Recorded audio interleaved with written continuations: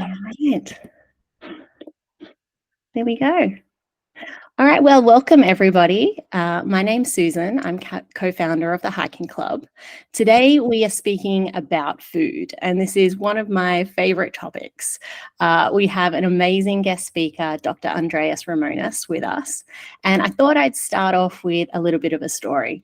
So this picture here is of me, and it's from my first multi-day hike in the Alps back in 2018. And I flew into Geneva, took the bus straight to Chamonix, bought some delicious bread. You can see my big baguette sticking out of the bag there, some meat and cheese from the farmer's market, and set off for my 9-day Walker's Hat Route adventure from Chamonix to Zermatt. It was my first time hiking back-to-back days in the Alps, and I really didn't know what to expect. I didn't know what the food would be like at the mountain huts, whether I'd be able to buy food along the way at supermarkets or shops, and whether it would be food that would energize me for all of those mountain passes. So what did I do? I completely overpacked for those first few days. I bought so much food, more than I needed, and it really made my backpack quite heavy. And I quickly realized that I could get delicious breakfasts and dinners at the huts, stop in at huts or restaurants for coffee, cake, lunch, and then if needed, pick up food from the supermarkets for lunch and snacks. And over the years, I've really come to rely on huts for my meals and bringing my own snacks from supermarkets along the way to sustain my hike. But I still had questions. What is the best food source to keep my energy levels strong throughout the day, especially when I was getting tired or about to embark on a big climb, which there are many in the Alps. And I know when I'm well fueled, my hike is more enjoyable, both for me and my hiking buddies. So that's why I asked Dr. Andrius Ramonas to join us today to share with us the science behind food and energy sources so that we can all learn the best strategies for sustaining our energy levels on a multi-day hike in the Alps. So today I'm hosting, and the good news is that we've left lots of time at the end to answer questions.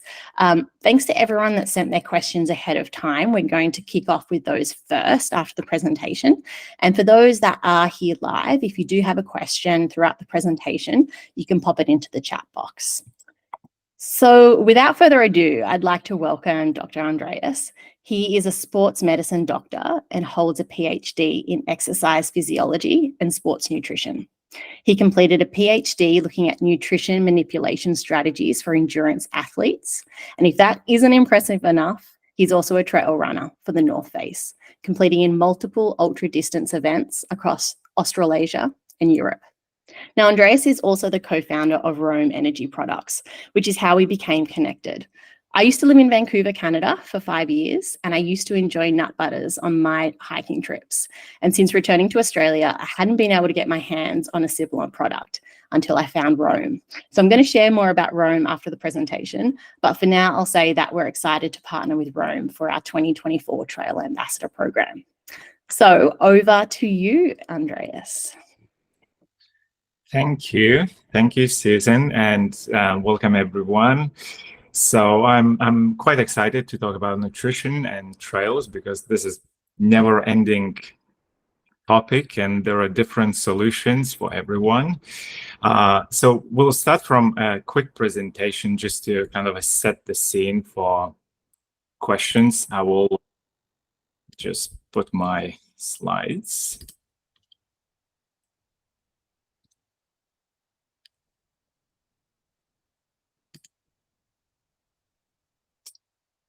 Right, I think that should be good. Yep, all clear. Perfect. So my name is Andrius, as Susan, those slides are running,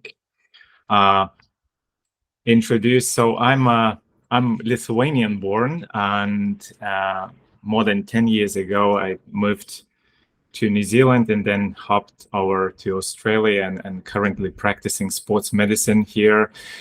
I started enjoying trails and mountains since young age, and had a pleasure being competitive trail runner and still am, and competing for the North Face team in Australia and New Zealand.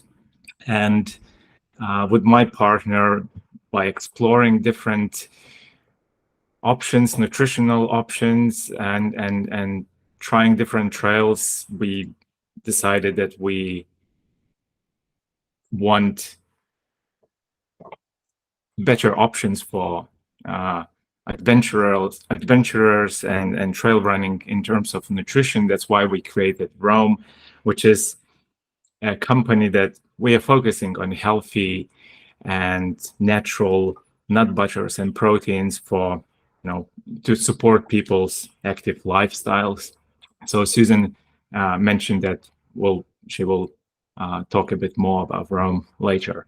So from the perspective of ultra distance mountain runner, I always try to cover all the areas in preparation for any event, whether that's a hike or a race. And because one thing that doesn't work, so poor nutrition, not well-functioning stomach, or failed gear can completely derail your plans and enjoyment of trails. And that's why nutrition is as important, and you need to have a good nutrition plan.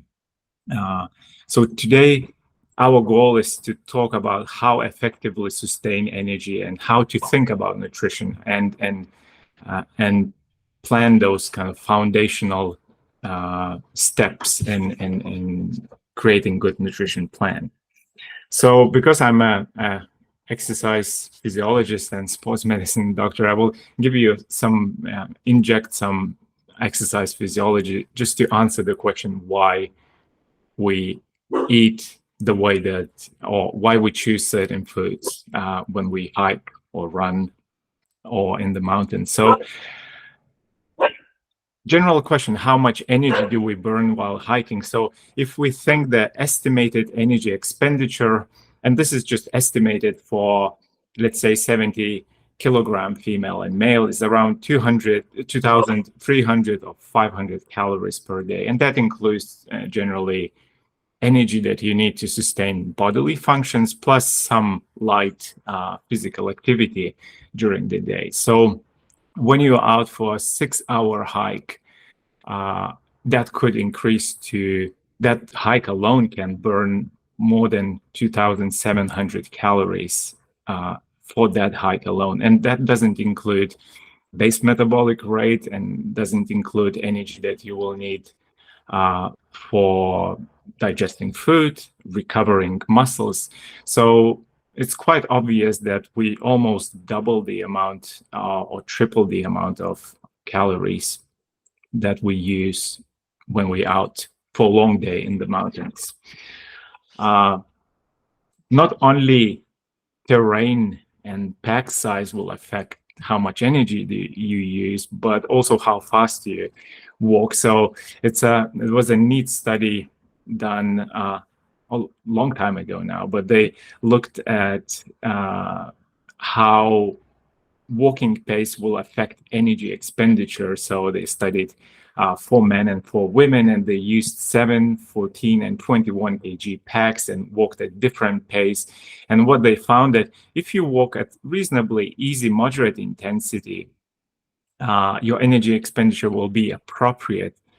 But if you will increase that pace to 5 or 7 kilometers an hour, your energy needs will be exponentially higher. So this study kind of adds or provides proof that if we rush and don't pace ourselves in the mountains, that will cost us a lot in terms of energy. And when we talk about energy, so it is useful to know where it's coming from. So main sources of energy are carbohydrates, and carbohydrates are stored in your muscles and your liver, and fat is stored as well in your muscles around different organs and under your skin, and also a food that you will eat. So we always, when we exercise, we always rely on both mix of carbohydrates and fats. Carbs and muscle glycogen is actually really good energy because it's really fast, it's easily accessible by your muscles, And we usually transition to using more carbohydrate stores or burning more of muscle glycogen when we are walking faster, when we are going uphill, during all those challenging sections on the trail. The only problem with muscle glycogen is that its storage is limited. So that means by the end of your long day, muscle glycogen will be lower. And endurance runners know that really well. When we say we hit the wall in a marathon race, that means we essentially run out of muscle glycogen, which is a fast energy that can sustain that intensity. So the only option for runners in this case is to reduce intensity and feel low energy. So that will play a role in long distance or multi-day hiking, how to maintain and replenish muscle glycogen stores every day. So fat itself is also really good fuel, especially for easy and moderate intensity hiking. It's a slower fuel. That means that, again, if you will need to walk faster or your effort will increase, you will need to rely more on carbohydrate or muscle glycogen stores. So fat is more preferred at lower intensity. And now, really important part is food that you eat, because that's absolutely perfect way of giving your body energy to burn while you're hiking. And your digestive system is perfectly capable of digesting both carbohydrate and fat and protein containing foods, and both in the liquid and solid form. So that's in a nutshell where that energy will be coming from when you're hiking. Now, there are a couple of things that will determine what your body prefers when you're hiking, whether that's carbs or fats, and that preference is chosen based on exercise duration and intensity, mostly.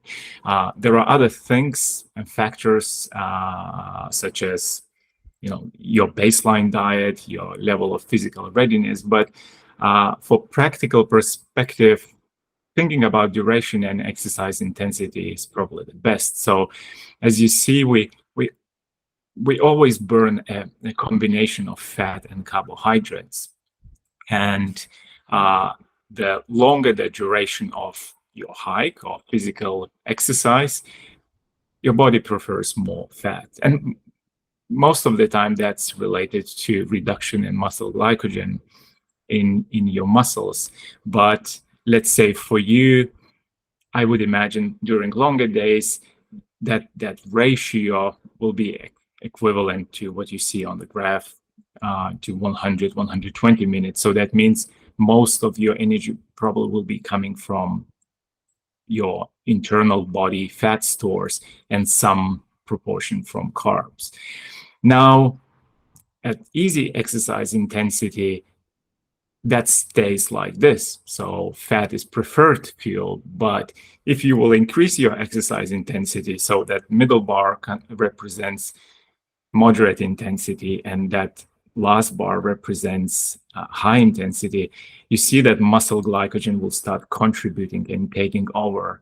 And what does that mean practically? That means that if you feel like that during the day in the mountains, you quite often go into those higher intensity efforts where your breathing increases, where you can't talk in full sentences, that means you are burning through a reasonable amount of muscle glycogen.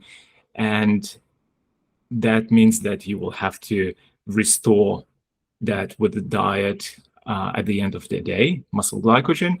And potentially your snacking strategy should include more sugar-rich, carbohydrate-rich foods that we'll cover in the following slides.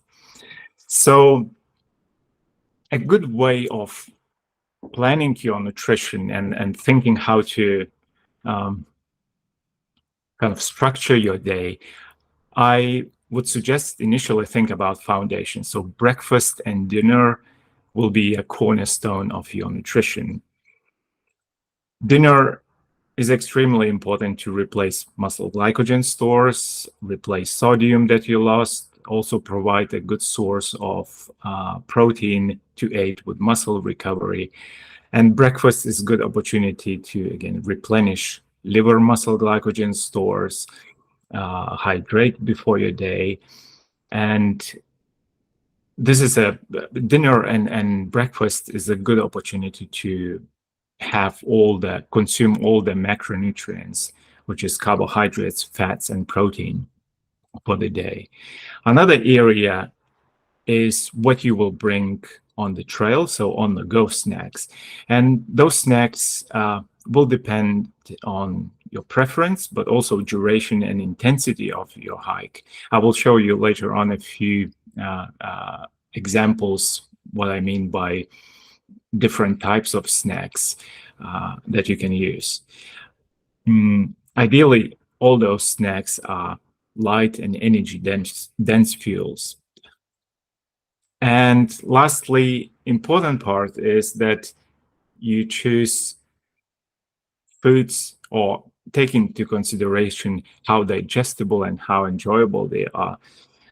Because if you consume all of the same snack the whole day, your taste may change, or you will get into what's called a taste fatigue that could stop you taking on energy. But also, I would say a good strategy here is to have a range of sources that are both savory and sweet, and also of different formats. So it could be liquid energy and could be solid energy, and so with a lot of variety. So those would be kind of a three foundational ideas. So foundations, which is breakfast, dinner, what you will take on the trail, and making sure that you have a huge variety of snacks. So Susan sent me some photos of different foods that you may expect to see in the refugies, and that's something that you don't necessarily will have a full control of. So and some foods can be a bit problematic. So I do personally enjoy having croissant with coffee, but at the same time, this might not be the optimal energy source for a long day.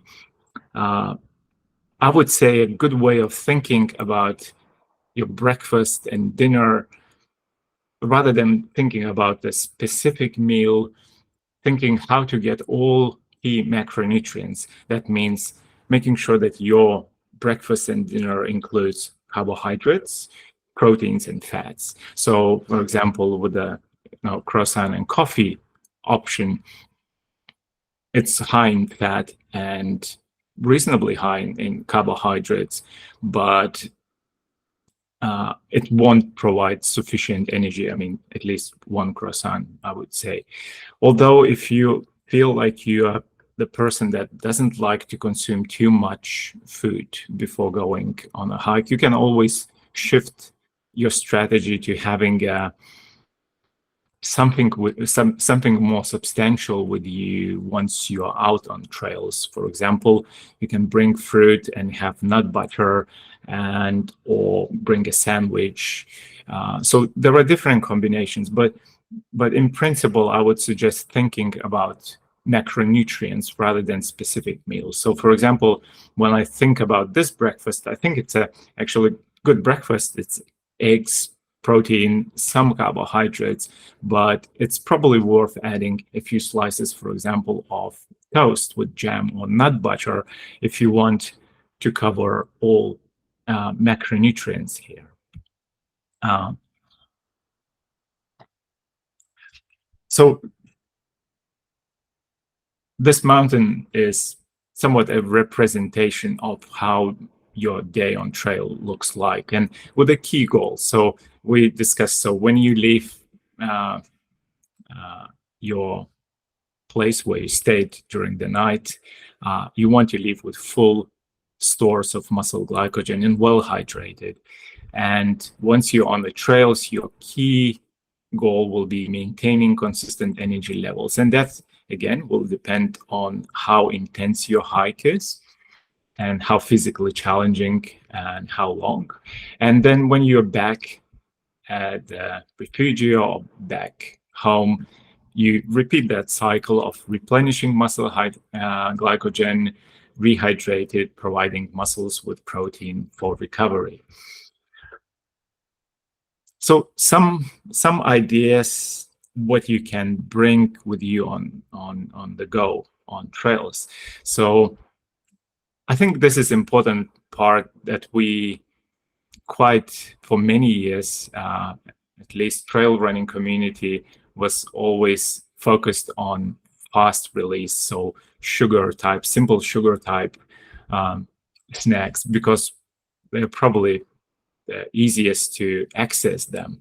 But there is nothing wrong with bringing on trails slow energy snacks that contain both fat, protein, and carbs. And as I mentioned, your intestinal system is completely capable of digesting all those foods. And a good kind of way of thinking about this. So this is a solid, generally solid foods that take longer to digest, but it's a good way of maintaining stable energy levels and just feeling full and satisfied.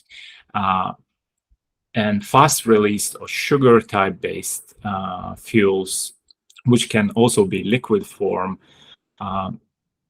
is again a good choice for tough sections if your hike is reasonably intense. But if you consume that at high quantities and of the same fuel, there could be an issue of upsetting your stomach, and that can ruin your experience.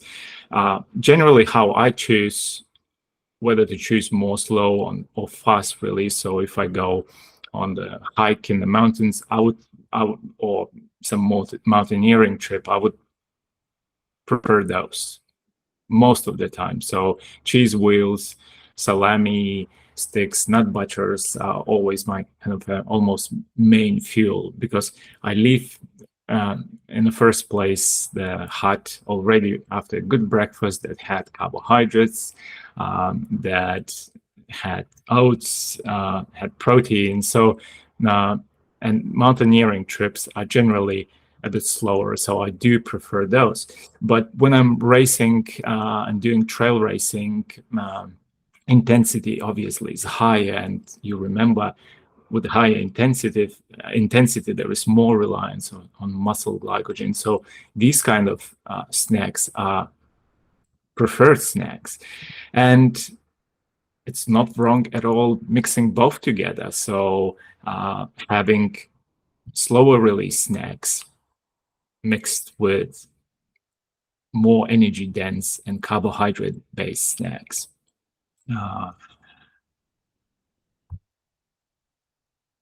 And one last thing, quite often, I would say, especially in the endurance space, protein is quite often overlooked macronutrient because it could help for you to recover faster, will cause less muscle soreness and control your energy levels. And generally, it's recommended to increase your protein intake to, let's say, 1.2 grams at least for each kilogram of body weight. And it's reasonably easy to add protein or make sure that you're getting. So one is just through natural diet, so what you will eat for breakfast and dinner, but it's easy to add and carry and to add some protein in the shake, just mixing with water. I do like putting in the oats, in the yogurt, and in the smoothie, if there is a way to mix that. So something to also think as an option when you're especially doing multi-day challenges. So that's my quick run through some of the ideas and main ideas how to think about your nutrition. Awesome. Thanks so much, Andreas. So interesting to hear the science behind it. I think we often just look at what will taste good and try and put those into the pack. I know that I usually think about chocolate and different things that are perceived as really good sources of quick release energy. So I think this has been a really good educational point for me.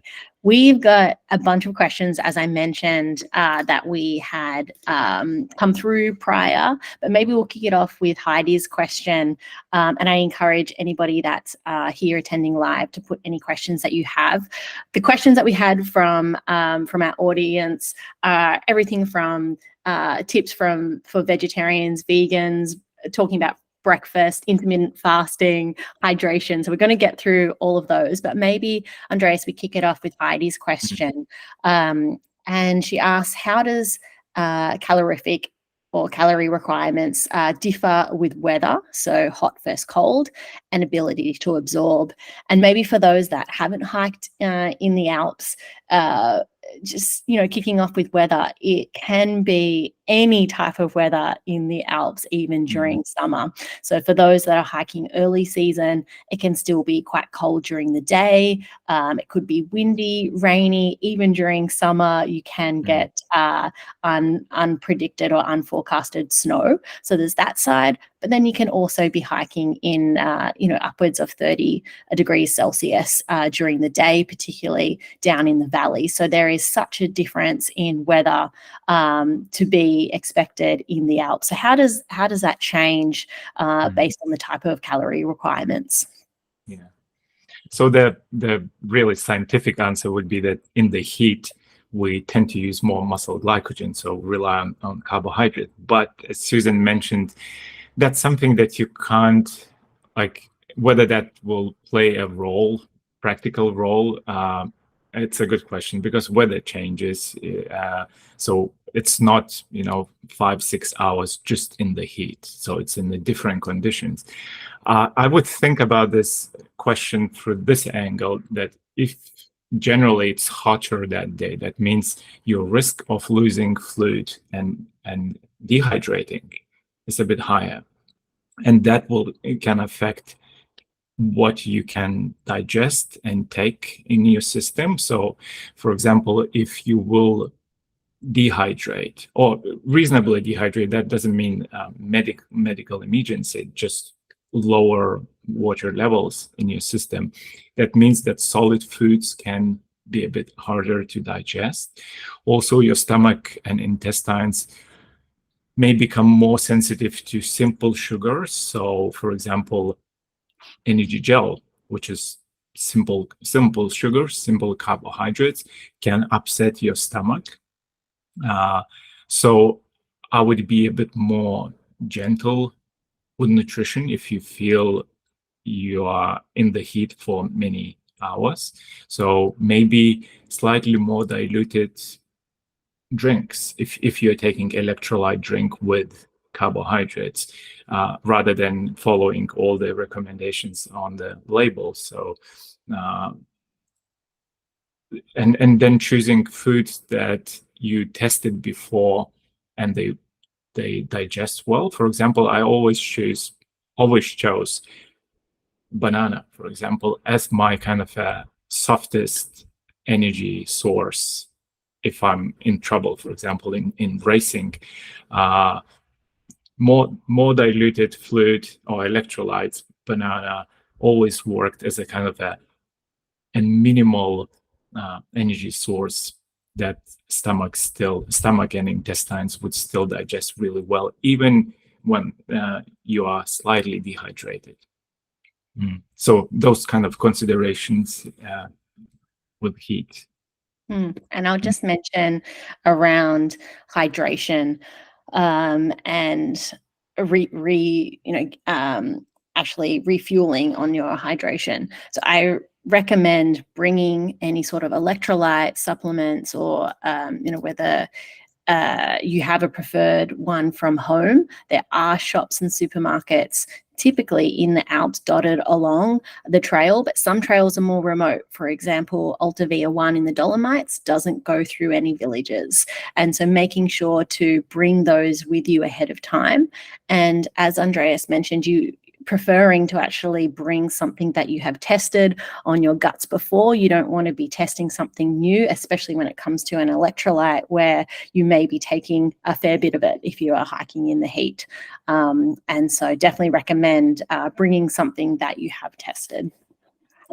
I'll jump to Susan's question. Any thoughts of impact of altitude on nutritional needs? She mentioned that she struggled to eat on the Hout route as she felt sick most of the time due to altitude.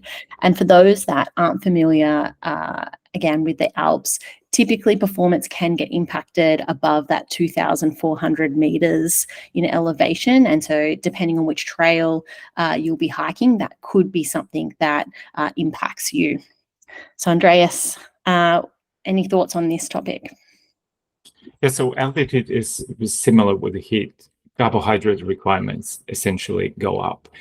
And there is a risk. So at altitude, as Susan mentioned, 2,500 is considered transition from light altitude to high altitude. And that will affect performance, affect how your body responds physiologically. So that means a bit higher heart rate response. Same effort feels much harder. Sweating rate increases. So all of those elements usually contribute to increased risk of losing more water, using more glycogen in your muscles. So the best rule is making sure that every day you leave for that hike, you're well hydrated. And when I say well hydrated, it's reasonably subjective measure, but if you feel like you have to go to the toilet often, that's good. Consuming additional water just before you leave in the morning, it's not a bad idea. Not over consuming, but just a reasonable amount, not forgetting that. Then on the hike, just making sure that you're constantly drinking. So not only relying on solid food, but actually including electrolytes and water.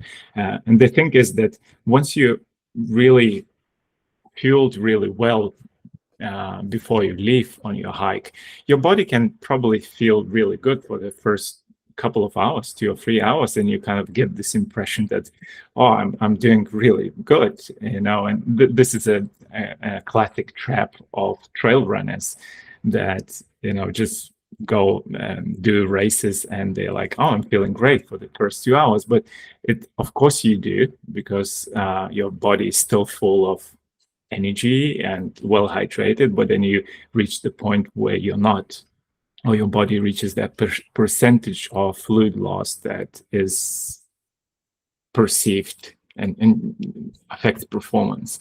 So to come back to that question, so making sure that those fundamentals are covered, I would have rescue fuels. When I say rescue fuels, gummy beers, all those lollies can help when you kind of start going into some sort of a lower energy levels, making sure that you're hydrating really well, and those are key things for altitude, and slowing down a bit. That's a good rule. Like if you did all your training hiking at sea level altitude and you felt like at one pace you feel good, at altitude you will feel different, especially at 2,500 meters. I personally feel different already at something 1,500 meters, or adjust my pacing already because it feels different. Mm. Got a question from Cindy and Bernadette. any specific advice for vegetarians and for vegans? So for vegetarians, I would say in some way it's reasonably easy. You have milk products, so dairy, cheese, all types of cheeses, eggs, great sources of protein and fat for your diet, dinners, breakfast, and during the hike, again, you can bring some dairy snacks. Cheese wheels, still my favorite, camembert or brie wheels. For vegans, it's a bit trickier. This is where possibly relying, getting protein will be more challenging. So relying on vegan proteins is a good way, and it's really easy way to add more protein in your diet through making a shake. Again, putting more protein in your porridge or oats. Then nut butters is a good way of getting healthy proteins and fats. Then granola bars, rice type snacks are all good options for vegans on trail. So there is still plenty of suitable options. But I would stick still kind of to the same principles that once you're back at home, refugio, try to cover all the macros, so getting carbohydrates, getting fats, and if for vegans protein is a bit more trickier, as I said, protein powders is such a light and easy way to carry with you and add to your meal or make a shake on the side. Awesome. I recommend with it, if you are staying in huts, they're pretty good at catering for vegetarians. It's such a common thing these days. But if you are vegan, I do recommend that you, when you're making a reservation, or you can email them back just to let them know that you are vegan, or if you do have any dietary restrictions or requirements, emailing them ahead of time, so either they have that heads up or they can let you know that they're not going to provide for you, and therefore you can make sure that you've got enough supplements. But yeah, the refugios and different huts, they're used to people coming with different requirements, so I wouldn't be too concerned. All right, a question from Dottie. Any particular recommendations for older hikers? That's a good one. When it comes to nutrition, I would say similar rules.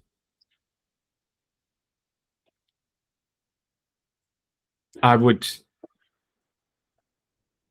think, no, really, it's just the similar rules. I don't think that during that specific hike, which will take several days, that you should focus on anything different.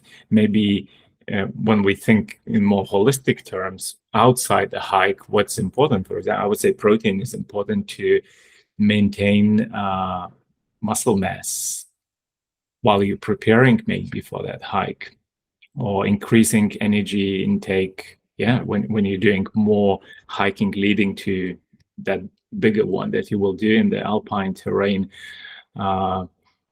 because we know it's a kind of basic physiology that we start losing muscle mass with age. That's how your body responds. The good thing is that for some reason we have all the machinery in our muscles that can, machinery in the sense like a physiological mechanisms to stimulate muscle protein synthesis and growth. So even 90-year-olds can still build muscle. So, and for that we just need exercise and sufficient protein intake. So that would be my kind of focus outside the hike. But generally in the alpine terrain, I would follow the same rules. It seems like we're talking about preparation for the hike. We've got a question that came in from Rhonda about suggestions on how many days in advance to start prepping your nutrition before a hike to sustain energy and hydration. I would say once you start training, let's say 3 months or 4 months. I mean, some would start earlier. You already can start experimenting with different foods, first of all. So see how your body tolerates a range of foods. Bring some savory foods with you on the hike or training session, and then bring some not savory, more sugar-like, and see how they kind of sit in your stomach. So that's the first stage, just to see what's your preference, how you digest different foods. Then getting closer to your hike week, I would say 2 to 3 weeks is quite important to really practice a real nutrition, so what you will be taking. So sometimes, even if you don't want much, to simulate several sessions where you will be taking energy every 20-30 minutes. And what does it do? It trains your stomach and intestines to absorb energy and tolerate that better. In physiology world, it's called gut training. So gut training protocols, usually a couple of weeks of regular gut training is enough to make you better at tolerating food. So those would be kind of a general. Awesome. All right, I think maybe we have time for 2 more questions, and then we've hit our 45 minutes. So question from Brendan. Are there any foods that have anti-inflammatory effect to help the knees? Oh, good one. I guess this question, is it related to more actual hike? Because in some way I personally would not think or overthink too much while you're on the hike, because the most important thing is managing your energy levels at that stage, rather than trying to control other things. So during your hike, I will not give specific examples because there are anti-inflammatory general diets outside hiking, but during the hike, really the most important thing is just that controlling energy. Sorry for kind of not fully answering this question, but Well, we got the last question, which is also a very specific question around intermittent fasting. So Karen would like to know whether she should still follow her intermittent fasting routine of 16 to 8 during her multi-day hike. Okay. So I generally don't see any problem with keeping that routine, but at the same time, for me, it feels it could be a lost opportunity to have a good breakfast and have a good dinner after your hike if you kind of restrict yourself to a specific timeline. So my advice would be to widen that intermittent fasting period, or almost kind of have a pause for that specific occasion, and have good breakfast before you head off. I obviously see an opportunity if you still want to keep that routine. That means maybe bringing more substantial snack once you're out for a couple of hours on the trail, and then having bigger breakfast as you go, which is, as I said, there's no problem with having more food while you're hiking at light, moderate intensity. So general advice, I would reconsider whether you want to keep that, because it's for a week, and then you can come back to the same intermittent fasting routine. Awesome. Well, thanks so much for that. I've got a few things to share before we wrap up. So stay with me. I wanted to talk about our 2024 Trail Ambassador Program, which the Rome team are one of our sponsors. We are currently on the search for 100 trail ambassadors who are going to give back to the hiking community by sharing trail updates as they go. This is a program that we've been running for 5 years, and every year it's been getting bigger and bigger. Last year, we had 35 ambassadors, and they gave 200 updates across our Instagram and Facebook to fellow hikers.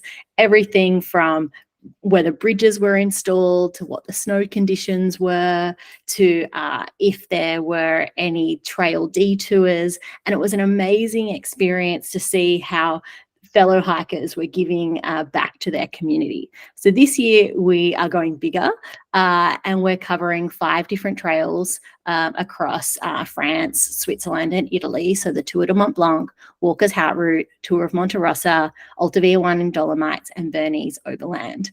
And so we're looking for 100 hikers who are willing to give back to the community. And in return, you'll also get some exclusive swag from us. We've got very cool new set of t-shirts that came last week.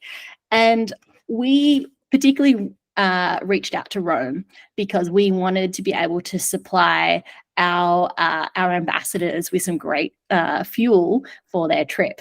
Now, Rome is not at the moment shipping internationally. And so for those that are outside of Australia and New Zealand, you actually get, can you see this? Your own Rome sample pack, which has 3 different nut butter flavors. So we have espresso, and we have coconut, and we have chocolate. Coconut is my favorite. And we're going to be sharing this as well as some other goodies from our other sponsors to those trail ambassadors.